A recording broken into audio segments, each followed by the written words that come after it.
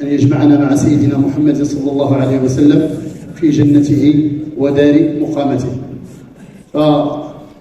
فحللتم أهلا ونزلتم سهلا عند وكالة العقيق للأصفار.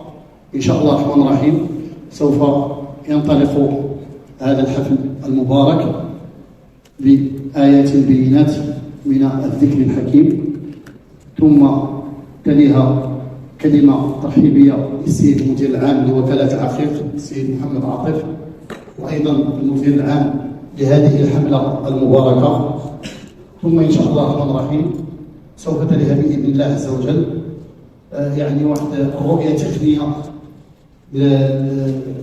كيف سيمر إن شاء الله تبارك وتعالى هذا النسوق العظيم، يعني مراحل تقنية من انطلاق من المطار والذهاب إلى منى وهل مجرد. أتمنى لكم إن شاء الله حج مبرور وذنب مغفور وسعي مشكور، ومرحبا بكم بزاف على الحضور، وكنتمنى يكون الحفل إن شاء الله نال الإعجاب ديالكم، وإن شاء الله يكون هادشي في المستوى، وتشرفنا بكم. سي عاطف، من ضمن الاشياء اللي كتهتم بها الوكاله هو الثقه التامه. الحمد لله الناس انتم قدرتوا باش انه يثقوا فيكم الناس. ممكن تقول لنا هذه الخلطه السحريه اللي استعملتوها؟ الحمد لله وكاله الأصفار العقيق وكاله معروفه بالثقه ومعروفه بالمعقول كما تقولوا. والحمد لله هادشي راه ناتج غير حاجه واحده، هي ان حنا كنراعوا الله سبحانه وتعالى في هذه الخدمه ديالنا، وكنراعوا الله في ضيوف الرحمن. والحمد لله هذا هو نتيجه الجهد ونتيجه الاجتهاد في العمل، يكون الحمد لله النتيجه كيف ما شفتوا بهذه الاراء ديال الحجاج، سواء الحجاج ديال العام اللي فات، سواء الحجاج ديال هذا العام، او ان شاء الله العام اللي جاي. الحمد لله كل شيء تيسني على وكاله العقيق، وكنشكركم بزاف. شكرا جزيلا، بارك الله فيكم، بارك الله فيكم. شكرا ان شاء الله بالنجاح ان شاء الله. شكرا جزيلا، كنشكركم. اولا شكرا لوكاله العقيق على الدعوه. ثانيا هنيئا لكم حجاج 2026 على هذه الفرصه هذه اللي ما كتعطاش شحال من واحد. كاين اللي مره في العمر كتجيه، كاين اللي ما كتجيهش، كاين اللي 17 عام وكيدير القرعه.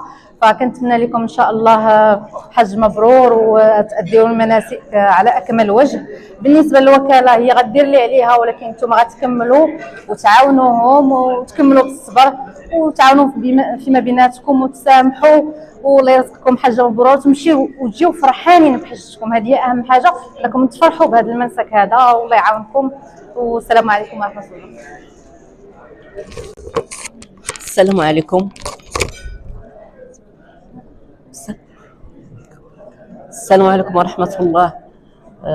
حجاج الحمد لله على الحمد لله اللي جاتكم هنيئا لكم، والله يديكم ويجيبكم على خير. والحمد لله اللي جيتوا عند هذا العقيق. انا مشيت معاهم هذا العام العمره،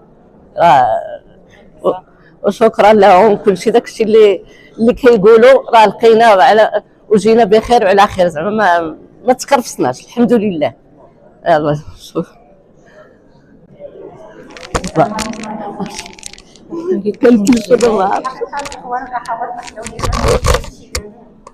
كنهنئكم الحجاج ديال 2026، نتمنى لكم الله بهذه الرحله اللي ما كتعطاش لكل واحد، ونتمنى لكم تمشيو بخير وترجعوا بخير، ونتمنى لكم حج مبروك ترجعوا ان شاء الله بذنب مغفور.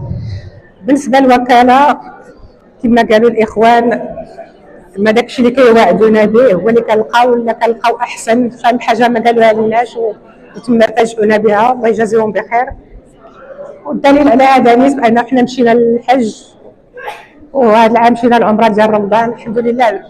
ما كاين ما يتقال، الوكاله في المستوى. وانا نيت في ذاك الحج بقى لي واحد المشكل، كنت فدعت من رجليا ولقيتهم كلهم واقفين، الحاج بدر ديك الكروسه كلشي دافع بيا، الحاجه ملكه والناس اللي كانوا معنا زعما كنا كنتعاونوا، كانوا يد واحده. هذيك لاشيز فولونت كنت مدفوعه، ما طلعش كون دافع بيا شي اللي يشدها نمشي، كان راجلي هو اللي يدير الحاج بدر حج دام عنده الحاج اسامه كاع الحاجه ملكه كلهم لقيناهم ان شاء الله بجنبنا وكلهم كانوا كاع اللي مشاو معنا زعما في ديك هذا كنا يد واحده وكنا بحال ان شاء الله وعوده سليمه ان شاء الله.